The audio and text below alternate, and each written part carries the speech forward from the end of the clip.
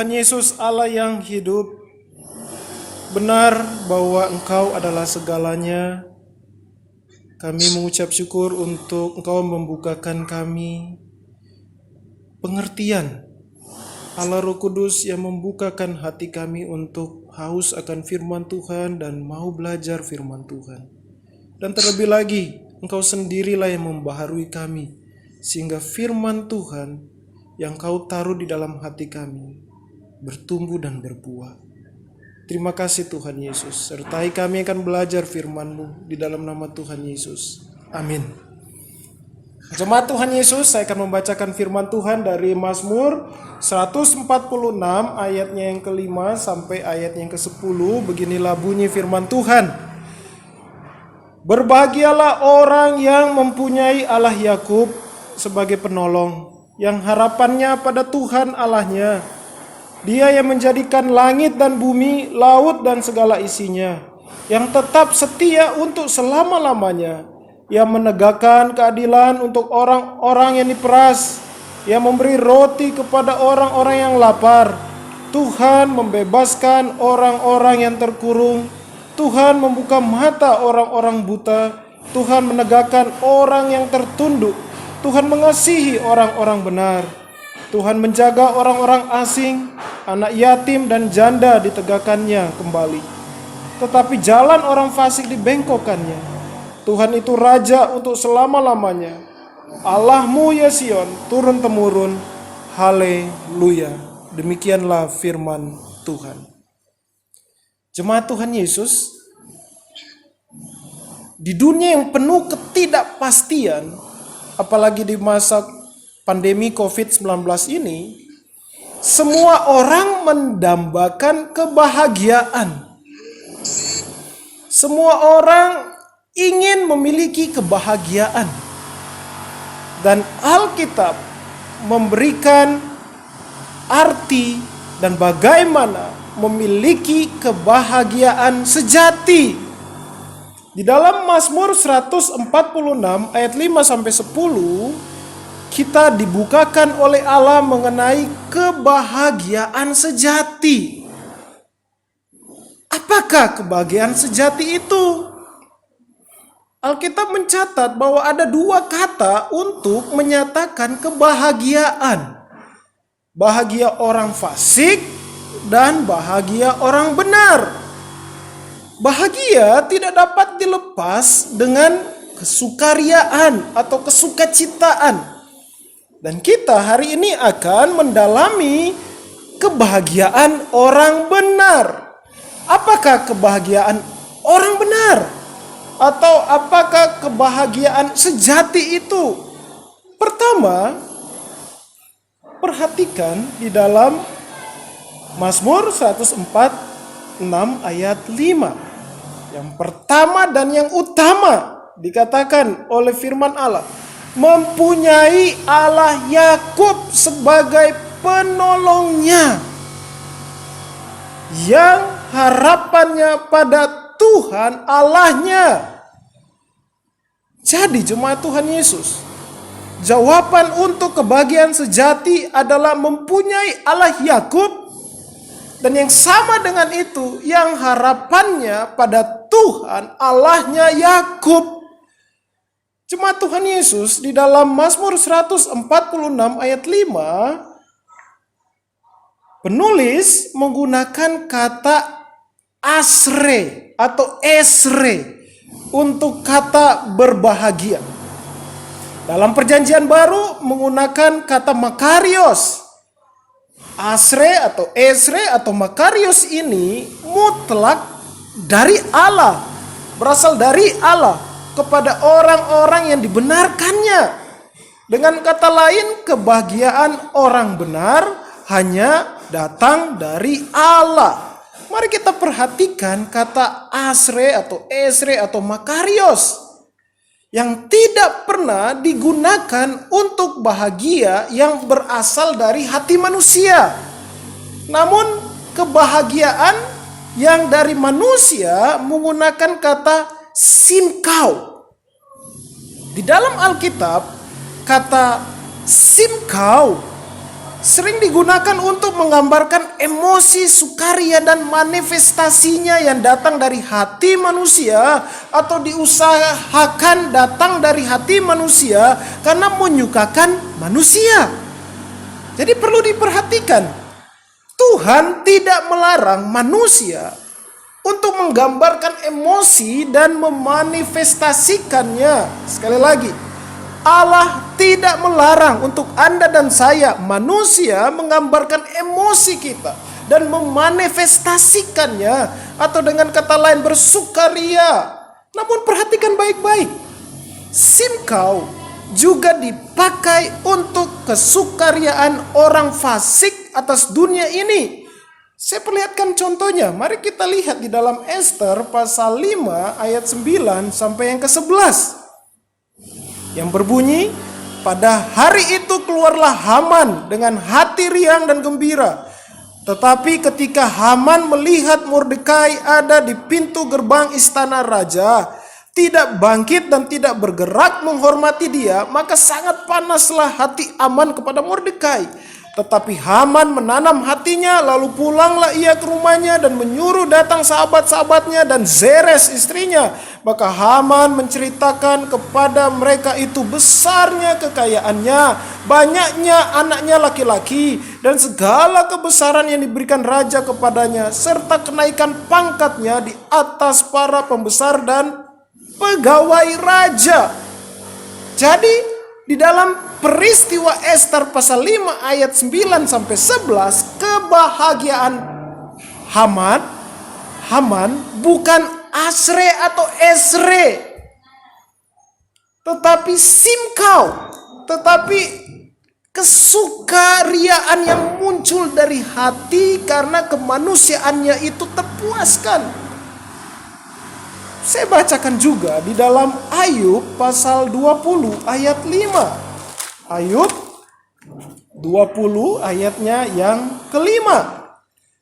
Bahwa sorak-sorai orang fasik hanya sebentar saja, dan sukacita orang durhaka hanya sekejap mata. Menggunakan kata yang sama.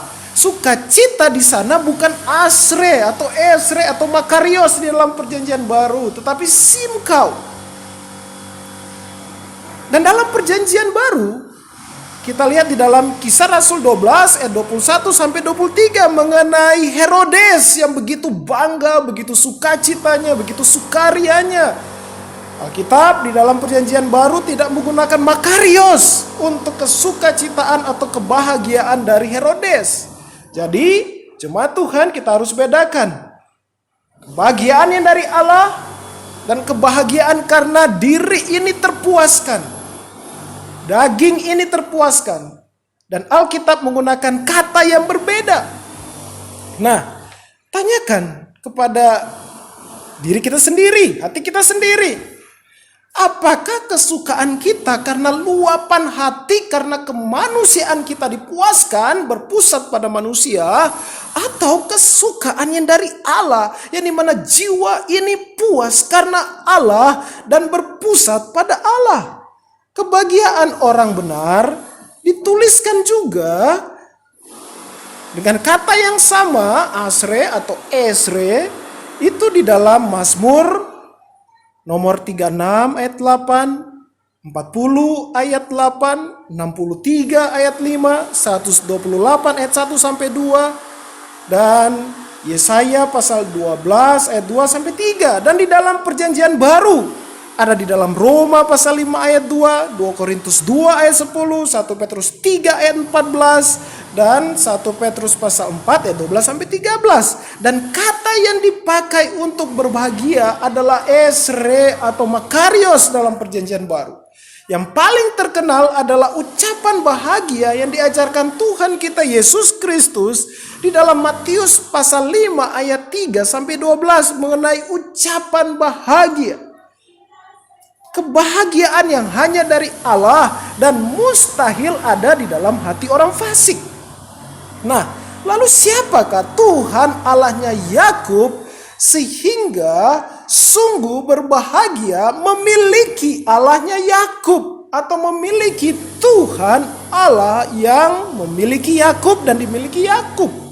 Siapakah Tuhan Allahnya Yakub sehingga berharap kepadanya adalah kebahagiaan, sehingga menaruh keyakinan kepadanya adalah kebahagiaan? Jawabannya, Tuhan Allah dari Yakub adalah Tuhan Allahnya Abraham, Allahnya Ishak. Lalu siapakah dia sehingga begitu istimewa? Alkitab menyatakan siapakah Tuhan Allah dari Abraham, dari Ishak dan dari Yakub. Dan di dalam Mazmur pasal atau nomor 146 ayat 6 sampai 10 menjelaskan alasan mengapa berbahagia memiliki Allahnya Yakub. Alasan yang pertama, perhatikan di dalam Mazmur 146 ayat 6, yang dimana berbunyi, Dia yang menjadikan langit dan bumi, laut dan segala isinya, yang tetap setia untuk selama-lamanya. Perhatikan kata yang tetap setia untuk selama-lamanya. LAI menerjemahkan dari kata hasomer emet. Hasomer artinya menjaga.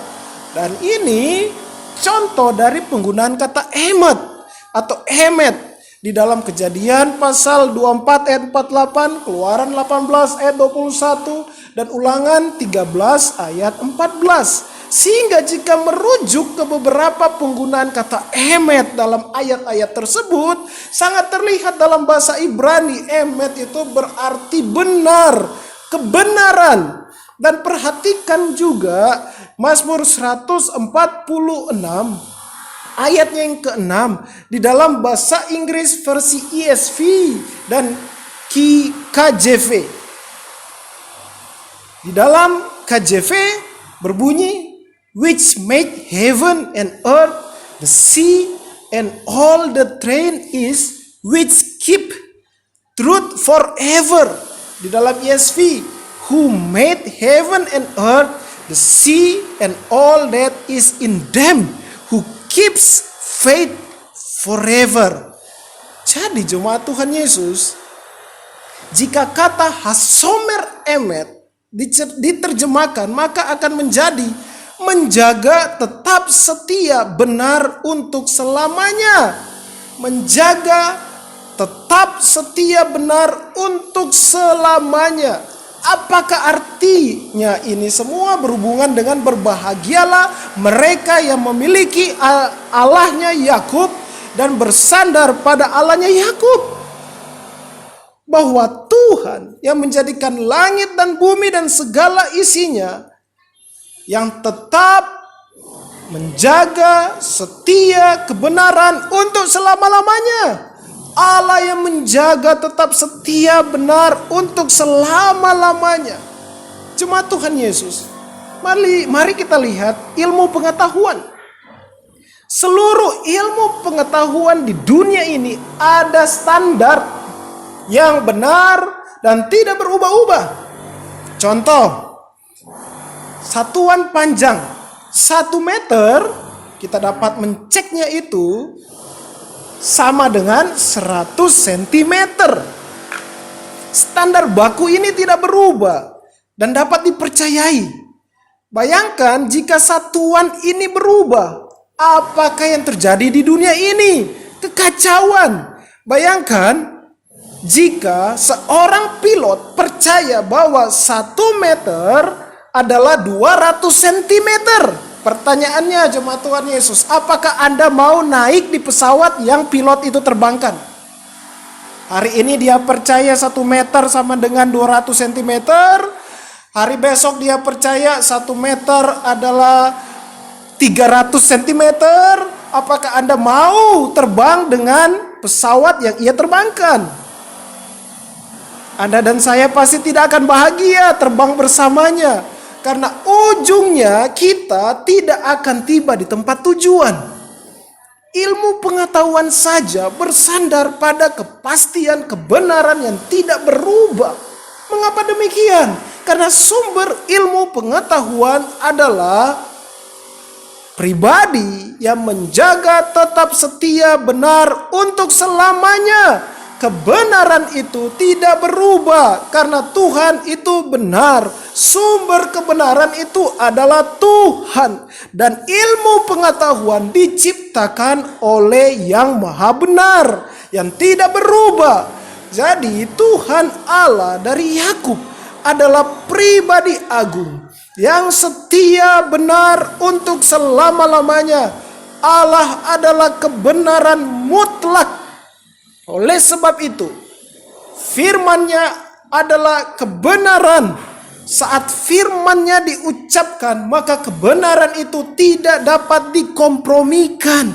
Karena firman Allah adalah kebenaran, firman-Nya sangat layak dipercayai. Dan Abraham, Ishak, dan Yakub telah menyaksikan dan mengalami itu semua. Banyak pergumulan dalam hidup mereka. Namun lihatlah, semua orang berkata Abraham, Ishak, dan Yakub adalah pribadi-pribadi yang berbahagia. Betapa bahagianya memiliki Allah Yakub, Tuhan yang benar setia akan semua perkataannya, yang menjaga dengan setia kebenarannya. Dia tidak berubah, dia kekal. Dan kebahagiaan itu hanya dapat diberikan oleh Allahnya Yakub. Kembali kepada janji Allah kepada Abraham, Ishak, dan Yakub. Tuhan Allah adalah benar. Kebenarannya tidak berubah dan sungguh tidak dipermalukan, tidak malu percaya kepada Allah yang benar.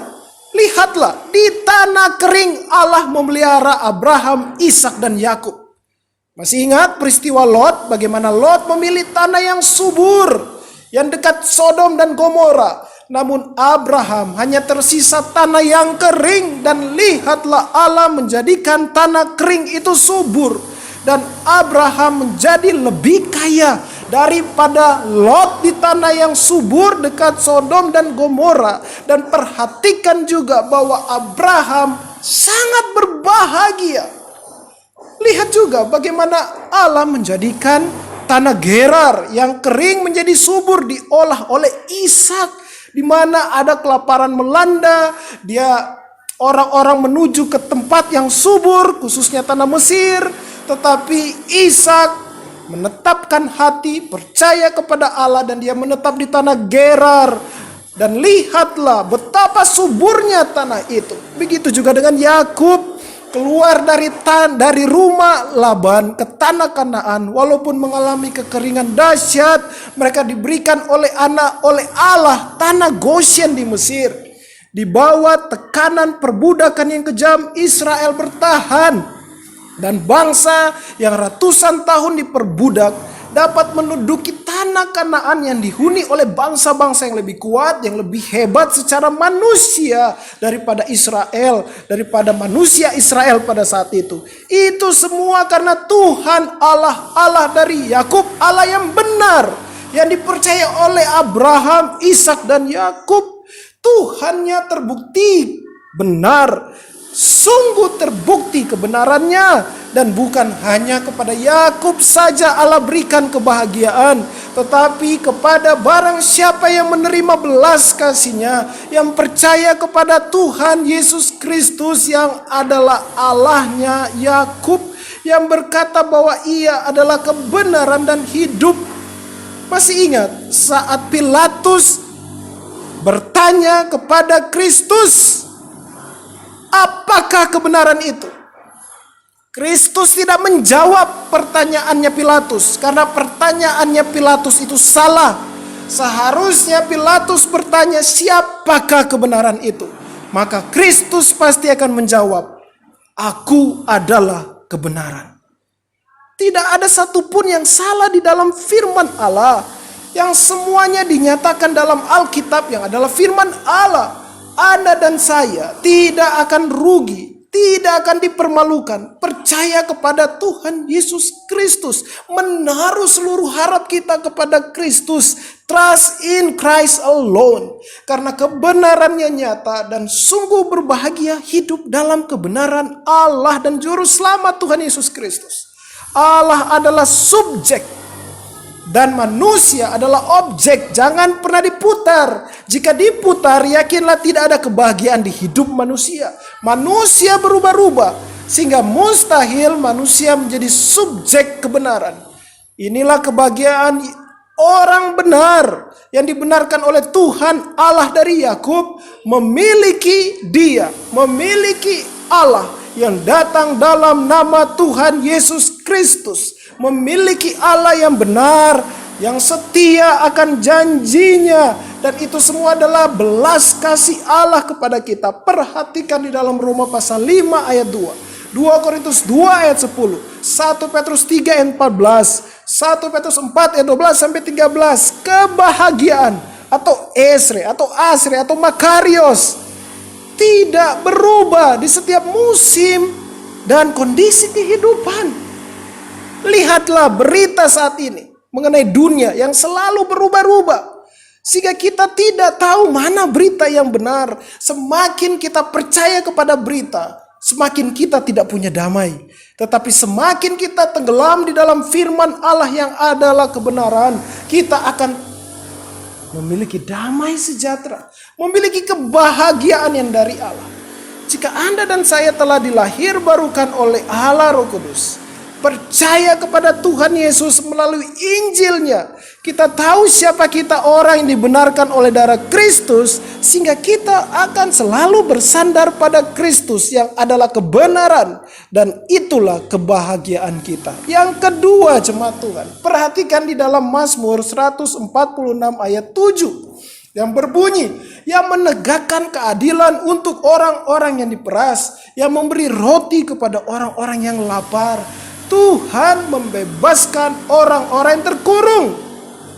Perhatikan kata yang menegakkan keadilan untuk orang-orang yang diperas. Dapat diartikan juga merancang keadilan bagi yang tertindas. Jadi Tuhan merancang. Di dalam bahasa Ibrani ada kata fashion. Dia merancang. Pernahkah Anda melihat tukang jahit bagaimana dia merancang lebih dulu, memola lebih dulu, baru dia menjahit? Begitu juga lebih daripada itu Allah kita. Ia memola, ia merancang. Merancang apa? Keadilan. Bagi siapa? LAI menerjemahkan bagi yang diperas. Di dalam bahasa aslinya bagi yang tertindas. Dan selanjutnya memberikan roti kepada yang lapar. Dan Tuhan memberikan kebebasan kepada yang tertawan. Di dalam bahasa aslinya kita dapat menerjemahkan Tuhan yang memberikan kebebasan kepada yang tertawan. Jemaat Tuhan, ayat ini berbicara tentang apa? Tentang pembebasan orang Israel dari tanah perbudakan Mesir. Mereka ditawan oleh Firaun. Mustahil Firaun akan membebaskan mereka dengan sukarela. Mungkin satu orang bisa melepaskan diri dari perbudakan, tetapi mustahil satu bangsa dengan logika kita manusia. Dan Alkitab menyatakan Tuhan Allahnya Yakub membebaskan satu bangsa yang besar pada zaman itu. Bangsa Israel, bangsa miliknya, sebagai wujud janjinya kepada Abraham. Karena ingat yang pertama, karena Allah itu benar dan janjinya benar, dan dia wujudkan itu. Sebagai wujud bahwa ia benar dan kebenarannya kekal, ia membebaskan keturunan Abraham dari perbudakan di tanah Mesir. Tidak ada satupun bangsa yang dapat lepas dari perbudakan bangsa yang kuat. Hanya Israel saja yang dapat membebaskan dirinya dari cengkraman Firaun. Dan ingatlah, itu karena pekerjaan Allah, bukan pekerjaan Israel. Itu pekerjaan Allah. Tidak ada ditemukan dalam sejarah Allah lain kecil melakukan yang sama dilakukan oleh Allahnya Yakub, yaitu membebaskan bangsa miliknya dengan caranya yang berkuasa dan kudus. Cari di dalam sejarah umat manusia, apakah ada Allah seperti Allahnya Yakub yang membebaskan satu bangsa yang besar dari cengkraman raja yang kuat? Tidak ada. Hanya Allahnya Yakub. Dan lihatlah bagaimana Allah merancangkan keadilan. Bagaimana ia memolahkan keadilan. Selama bertahun-tahun, bayi-bayi laki-laki Israel dibunuh oleh Firaun. Dan mereka sungguh tidak berdaya mengatasi itu. karena mereka budak. Namun Allah menutup air mata keluarga Israel dengan tulah yang ke-10. Kematian anak sulung, bahkan anak sulung dari Firaun. Ingatlah, keadilan pasti diberikan Tuhan kepada anak-anaknya. Harapkan Allah untuk keadilan, karena Ia merancangkan keadilan bagi setiap pribadi miliknya, Anda dan saya dan setiap orang kudus. Dengan apakah Tuhan membebaskan bangsa Israel? Dengan menebus mereka, menebus dengan tanda darah anak domba Paskah. Yang setelah dibebaskan, apakah Tuhan membiarkan mereka tanpa tujuan dan dibiarkan mati begitu saja kelaparan selama perjalanan ke tanah perjanjian? Jawabannya tidak. Perhatikan ayat yang ke-7. Tuhan memberikan roti kepada orang-orang yang lapar. Lihatlah, Tuhan turunkan roti dari sorga yang namanya mana selama masa pengembaraan orang Israel menuju tanah perjanjian. Dalam perjalanan ketujuan yang Allah tetapkan, mereka dipelihara olehnya. Apa kaitannya dengan Allah sebagai penolong? Lihatlah, Allah menebus manusia berdosa miliknya dari kematian kekal dengan darahnya, yaitu darah Kristus Yesus yang adalah darah domba Paskah bagi kita umat milik Allah. Dan siapakah Yesus Kristus? Yesus Kristus adalah Allahnya Yakub. Tidak ada satupun manusia berdosa dapat menolong dirinya sendiri keluar dari kematian kekal akibat dosa. Jemaat Tuhan, saudara-saudari yang terkasih dalam Tuhan Yesus, tidak ada satupun yang dapat membebaskan dirinya sendiri dari tawanan dosa, dari kematian kekal. Kita butuh penolong. Siapa penolong itu? Yesus Kristus. Hanya Dia, Allah, yang sanggup lakukan itu. Hanya Ia yang dapat bebaskan kita dari kematian kekal. Dan itu sudah Kristus lakukan dalam karyanya di kayu salib dan kebangkitannya pada hari yang ketiga. Jadi berbahagialah yang memiliki Allahnya Yakub, yang percaya kepada Kristus Yesus yang adalah Allahnya Yakub, karena Ia membebaskan dari hukuman dosa. Bagi yang percaya dan menaruh harap kepadanya, dan Ia membebaskan kita, Anda dan saya, yang oleh belas kasih Allah menerima karunia untuk percaya kepada Kristus. Ia membebaskan kita dari kematian kekal dengan satu tujuan. Dia punya tujuan. Dia tidak hanya membebaskan kita dari dosa, tetapi punya tujuan membawa kita ke dalam kerajaan Allah. Dan untuk sampai ke sana, kita tidak dibiarkan sendiri. Ia memberikan kita makanan surgawi, yaitu firman Allah, untuk kita kuat, untuk kita dapat menghidupi hidup menuju kerajaan Allah. Serta Ia mencukupkan kebutuhan selama kita hidup di bumi ini sebagai saksinya. Jika kita masih ada di bumi ini, Allah ingin memakai kita sebagai saksinya kepada dunia. Jika Kristus dapat menolong kita dari perbudakan dosa, masakan Ia tidak dapat menolong, memenuhi kebutuhan hidup kita? Tetapi sadar atau tidak sadar, kata tolong kepada Allah hanya menyangkut kebutuhan hidup. Jadi betapa sempitnya pikiran manusia jika berbicara mengenai pertolongan hanya sekitar kebutuhan perut. Dan itulah yang terjadi dengan orang Israel. Setelah keluar dari tanah perbudakan Mesir, mereka mengeluh, menggerutu, gak mau dengan Allah. Dan hanya tahu Allah tolong cukupkan kebutuhan kita, dan tidak sadar pertolongan yang sangat besar telah Tuhan berikan, yaitu pembebasan dari perbudakan Mesir, penyelamatan dari perbudakan dan cengkraman Firaun. Begitu juga banyak orang yang mengaku Kristen, hanya melihat Allah menolong, memenuhi kebutuhan hidupnya, tapi tidak melihat pertolongan yang besar, yang maha besar, yang dikaruniakan Kristus, yaitu penebusan dosa dan diselamatkan dari kematian kekal. Lihatlah itu, saudara-saudariku. Oleh sebab itu, buka mata hati kita. Pertolongan kita adalah dari Allah yang menciptakan langit dan bumi, dan Dia menolong kita keluar dari kematian kekal dengan darahnya sendiri. Oleh sebab itu sekali lagi, buka mata hati kita. Oleh sebab itu perhatikan ayat selanjutnya di dalam Mazmur 146 ayat yang ke-8 yang berbunyi, Tuhan membuka mata orang-orang buta, Tuhan menegakkan orang yang tertunduk, Tuhan mengasihi orang-orang benar. Kebahagiaan sejati karena dibukakannya mata hatinya. Pernahkah Anda yang berkacamata -3 dan silinder 3 kehilangan kacamata Anda selama 1 minggu?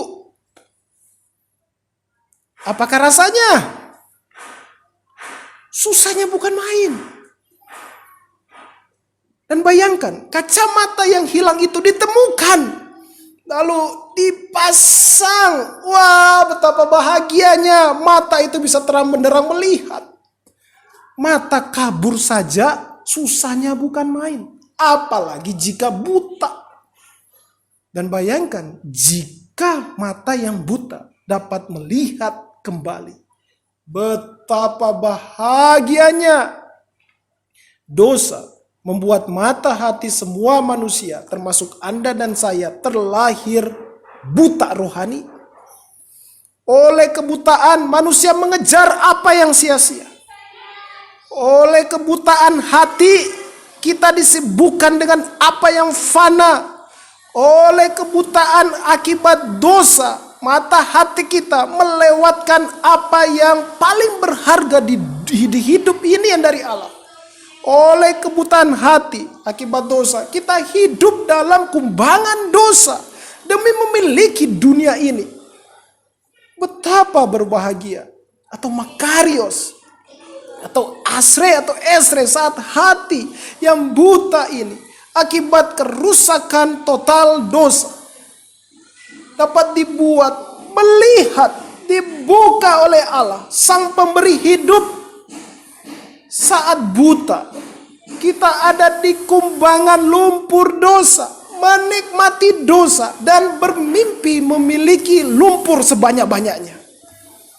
Dan saat Allah bukakan mata hati Anda dan saya dan setiap umat pilihannya, orang kudusnya di segala zaman dan segala tempat, kita pasti tidak ingin ada di kumbangan itu, bukan? Kita gak mau di kumbangan itu. Kita akan melompat cepat-cepat keluar dari kumbangan yang menjijikan itu. Gak mau saya di kumbangan itu. Segera cari air untuk pembersihan diri yang berlumpur dan bau. Kita berlari untuk pembersihan. Ilustrasi itu apa artinya? Saat mata kita dibuka oleh Allah tentang keberdosaan kita dan tentang kasih Allah yang menyelamatkan kita, kita berlari kepada Tuhan Yesus yang membersihkan kita dari dosa. Dan betapa bahagianya hidup disucikan oleh Tuhan Yesus. Dan saat kita melihat kumbangan dosa di mana saat kita dulu ada karena kebutaan hati kita yang rusak total akibat dosa, kita pasti tidak mau kembali ke sana. Adakah yang pernah lihat lumpur kerbau atau lumpur di mana kerbau berendam? Adakah yang pernah lihat tempat babi berendam? Pertanyaannya, maukah Anda dan saya yang sudah bersih berendam di sana? Pasti tidak mau. Ya itulah saat kita dikuduskan oleh Kristus, oleh darahnya. Kita tidak mau lagi ke lumpur dosa dan mengumpulkan lumpur-lumpur itu. Nah, itulah sebenarnya kehidupan baru. Kita tidak mau lagi ada di kumbangan dosa. Dan tidak mau daging kita dipuaskan oleh dosa. Dan mengakhiri hidup ini di dosa. Gak mau. Oleh pekerjaan Allah Roh Kudus, semua pandangan hidup kita dibaharui. budi kita dibaharui, seluruh keberadaan kita dibaharui, dan hanya di dalam Allah saja hidup ini diserahkan dan berbahagia. Mata hati kita dibukakan bahwa memiliki Tuhan dan keselamatan darinya adalah kebahagiaan yang melebihi uang sebanyak apapun dan semua kenyamanan dunia ini. Mata hati kita dibukakan akan kasih yang dicurahkan oleh Allah Tritunggal bagi kita, orang berdosa. Dan kita tidak akan mau lagi kembali mengasihi dunia ini. Kita tidak mau lagi mengejar mati-matian apa yang pasti akan lenyap. Hidup ini akan datang ke dalam pertobatan kepada Kristus jika mengasihi dunia ini. Atau mulai mementingkan dunia ini dan menomor sekiankan Tuhan. Kita akan datang dalam pertobatan. Kita nggak mau ke sana. Hati yang dibukakan oleh Allah akan melihat uang dan semua kenyamanan dunia ini tidak seperti Haman. Dia begitu bangga, dia begitu bersukaria dengan apa yang dimiliki. Uangnya, anaknya laki-laki, jabatannya. Karena dia buta. Tetapi bagi yang sudah dibukakan oleh Allah akan melihat uang dan semua kenyamanan dunia ini adalah sarana. Hanyalah sarana untuk meneruskan kasih Allah kepada sesama kita. Kasih tetap kepada Kristus Yesus walaupun diberikan oleh Allah banyak uang, banyak fasilitas di dunia ini. Sehingga menyampaikan Injil dengan kasih kepada sesama adalah kesukaan melebihi uang dan fasilitas yang Allah berikan. Sehingga kebahagiaan dari Tuhan di dalam hati anak-anaknya adalah dipakai olehnya menyampaikan Injil Tuhan Yesus Kristus di tengah-tengah dunia yang mengejar uang sebanyak-banyaknya. Tetapi kepala mereka tertunduk atau penuh dengan kesedihan atau kegalauan akibat tertawan dosa dan masih di dalam kumbangan dosa. Kebahagiaan kita adalah hidup di dalam waktu teduh bersama dengan Allah. Berendam di dalam firman Allah. Menikmati Allah. Kebahagiaan kita anak-anaknya. Sebagaimana kita berbahagia mata hati kita dibukakan Allah kepada Injil Kristus. Kita juga berbahagia saat sesama kita tidak lagi buta rohani. Oleh kasih Allah ia dibukakan mata hatinya. Dia tidak lagi tertunduk lesu akibat hidup tanpa pengharapan di dunia ini. Ia tidak lagi kelelahan untuk menjadi serupa dengan dunia ini. Karena Injil Kristus Yesus yang ia dengarkan dari kita, yang kita saksikan lewat kehidupan kita. Dan Allah Roh Kudus bekerja di hatinya untuk membuka hatinya terhadap Injil. Selanjutnya jemaat Tuhan, perhatikan. Di dalam Mazmur 146 ayat 9. Tuhan menjaga orang-orang asing, anak yatim dan janda ditegakkannya kembali. Tetapi jalan orang fasik dibengkokkannya. Siapakah orang asing itu? Orang asing yang dimaksudkan oleh pemazmur bukan hanya orang asing secara fisik. Tetapi anak-anak Allah adalah orang asing di dunia ini. Ia atau anak-anak Allah tidak sama lagi dengan dunia ini dan tidak akan pernah punya mimpi menjadi serupa dengan dunia ini. Jika Anda dan saya tahu kita adalah orang asing di suatu tempat, maukah kita selamanya di sana? Jika Anda pergi ke salah satu negara Eropa terindah, tetapi istri dan anak-anak yang Anda kasihi ada di tempat ini, maukah Anda selamanya di sana? Atau orang yang sangat Anda kasihi ada di sini, maukah Anda tetap berada di tempat asing itu walaupun di Eropa? Apakah Anda dan saya akan tetap berada di tanah yang asing tersebut? Jawabannya tidak. Karena kasih kita tidak di tempat asing itu. Kita tidak mau di sana. Dan di manakah kekasih jiwa dan hati kita? Yang adalah penolong kekal kita, Yesus Kristus. Ia bertata di dalam kerajaannya. Demikian juga dengan kita. Dunia ini bukan tempat kita dan tujuan utama kita bukan dunia ini. Tujuan utama kita adalah Tuhan Yesus Kristus, kerajaan Allah. Kerajaan itulah tujuan kita. Di sana pribadi yang sangat mengasihi kita dengan darahnya berada dan menunggu kita. Dan di sana jugalah kita ingin bersama-sama dengan Kristus selamanya. Penolong satu-satunya dan yang dapat menjamin kita tiba di dalam kerajaan Allah atau kerajaan sorga hanyalah Allahnya Yakub, yaitu siapa? Tuhan Yesus Kristus. Kita dibukakan jalan Allah, yaitu firman Allah, yaitu Alkitab. Kita tidak akan menghidupi jalan orang fasik yang ujungnya kematian kekal. Hati yang sudah dibukakan oleh Allah Roh Kudus kepada Injil Kristus akan mengikuti jalan yang dilalui Kristus dan semua orang kudusnya, yaitu jalan kebenaran dan hidup dengan segala pergumulannya di bumi ini. Kristus yang bertata di sorga tidak tinggalkan Anda dan saya dan semua orang kudusnya seorang diri, tetapi bersama kita dalam Parakletos, Sang Penolong yang lain atau Roh Kudus. Penderitaan pasti ada, pergumulan pasti ada, masalah pasti ada, sakit penyakit pasti ada. Namun penolong kita bersama kita dan dia tinggal dalam hati kita yang dibaharui olehnya.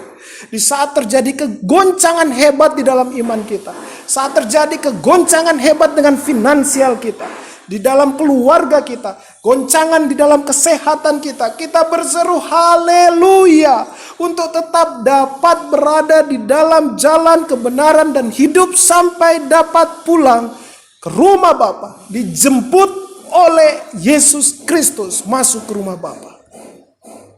Jika saat ini kita menderita, ingatlah kita tidak sendiri. Sang Parakletos yang adalah Roh Kudus, yang adalah pribadi yang sama dengan Kristus ada dalam kita. Kebahagiaan dimiliki dan memiliki Allahnya Yakub. Karena Sang Penolong yang adalah Allah sendiri bersama kita.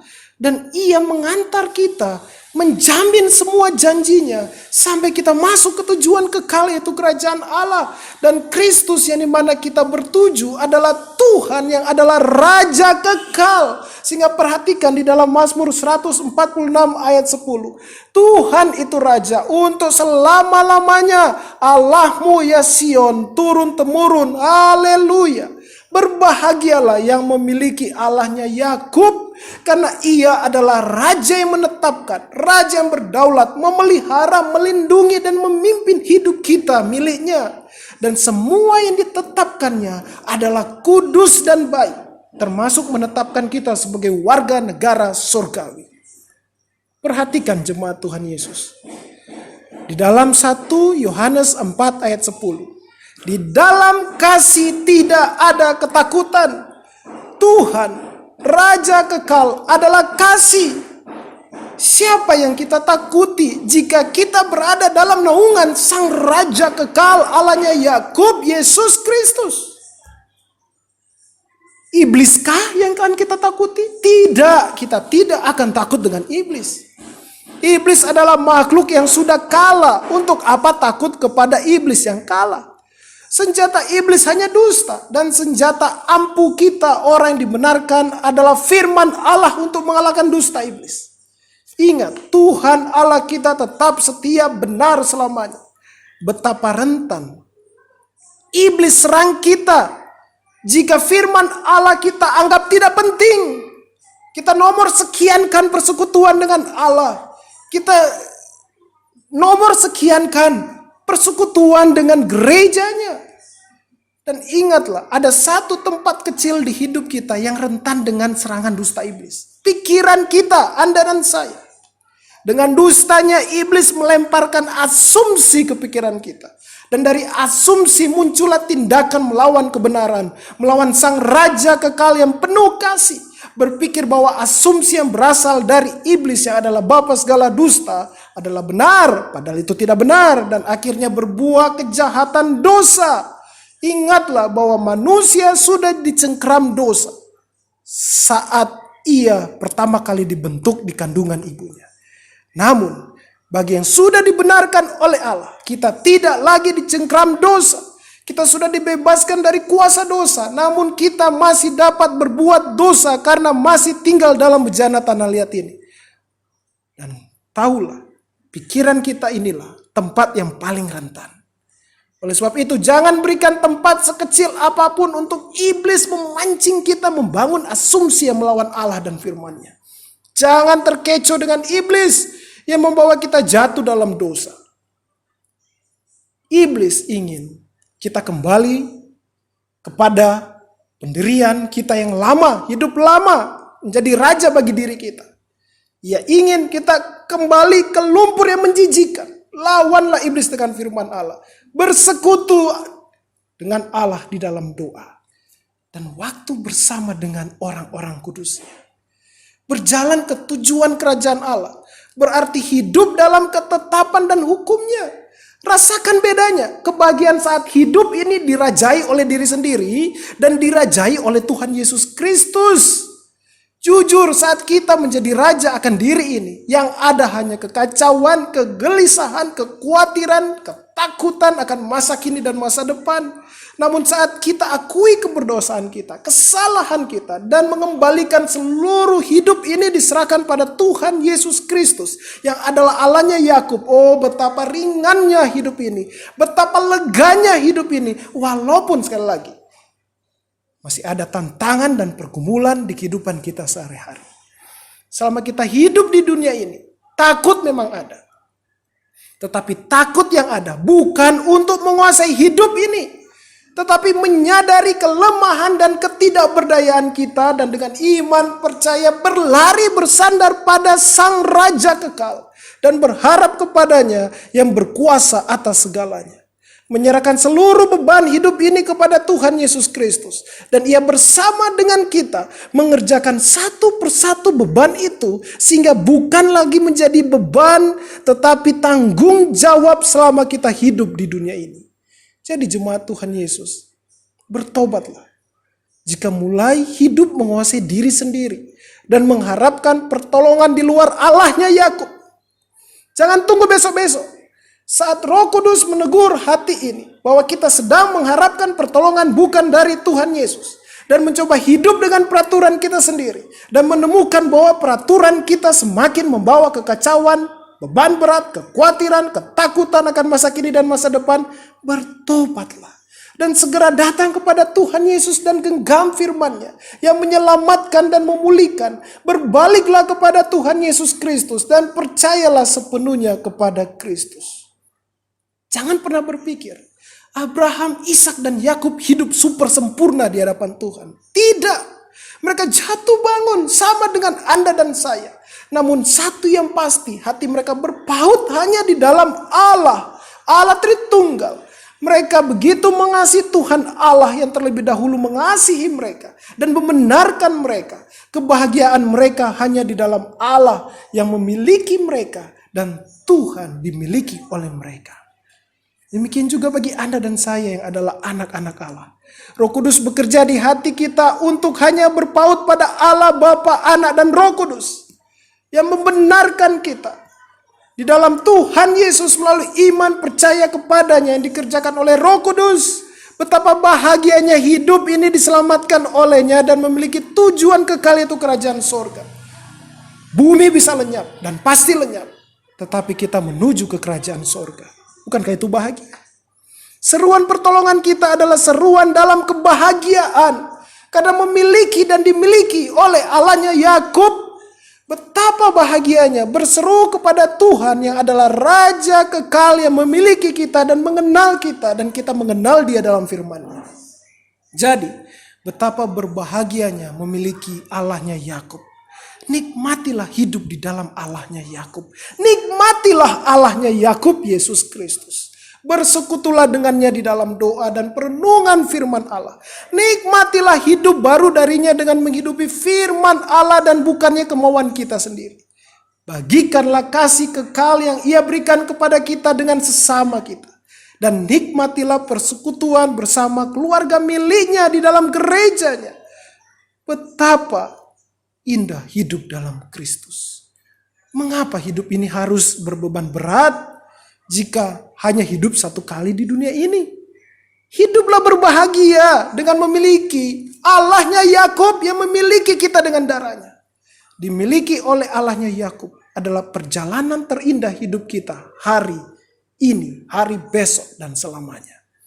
Oleh sebab itu, hati kita yang sudah dilahirbarukan oleh Roh Kudus dan memiliki Allah Bapa dalam karya penyelamatan oleh Tuhan Yesus Kristus, kita akan berkata haleluya, haleluya, sampai Kristus datang dan di dalam kerajaan Allah. Amin. Tuhan Yesus Allah yang hidup, terima kasih untuk firman. Terima kasih Tuhan bahwa kebahagiaan kami hanyalah di dalam-Mu Tuhan. Ampuni kami Tuhan, jika kami mulai membuat definisi kebahagiaan menurut apa yang kami mau. Ampuni kami Tuhan. Terima kasih Engkau mengajarkan kami arti dari kebahagiaan sejati. Diselamatkan oleh Engkau Tuhan dari kematian kekal. Dan dibawa di kerajaan Allah. Dan dijamin bahwa suatu hari nanti pasti di dalam kerajaan Allah. Karena Kristus Yesus sudah menjaminnya dengan darahnya dan kebangkitannya. Di dalam nama Tuhan Yesus Kristus kami berdoa. Amin.